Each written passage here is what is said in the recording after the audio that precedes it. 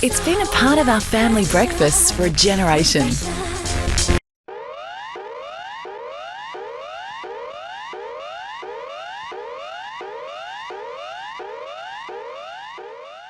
This is Warrnambool TV. Normal programming has been interrupted for this emergency alert. The threat level for the whole town has risen to emergency as the Hantavirus has spread into Warrnambool. The Victorian Department of Health has confirmed cases multiple throughout, and is working to identify the source of infection. Warrnambool residents and surrounding communities are advised to remain alert and avoid contact with anyone who is not part of your household. Do not travel unless you are gathering the essentials such as food, water, and hygiene. Non-essential businesses will now close, while essentials will stay open. Symptoms of Hantavirus include fever and chills, fatigue and extreme tiredness, muscle aches in the thighs, hips, back, and shoulders, headaches, gastrointestinal, nausea, vomiting, diarrhea, and abdominal pain, coughing, shortness of breath, tightness in the chest, low blood pressure, and a rapid heart rate, severe headache, intense back and abdominal pain, blurred vision, flushing of the face or redness of the eyes, acute kidney failure with low urine output, internal bleeding caused by damage to blood vessels, followed by death. These are life-threatening, and if you develop any, seek medical assistance immediately. Only call 000 if it is related to you or family becoming infected, or a life-threatening emergency. The Victorian Department of Health has enacted a quarantine on Bool and nobody will be allowed to enter or leave, while the Defence Force will be patrolling and maintaining authority until the outbreak has been contained. Updates will be regularly available on Warrnambool media and government sources. This is a difficult time for Warrnambool, but we will get through this. Stay calm, stay vigilant and stay safe.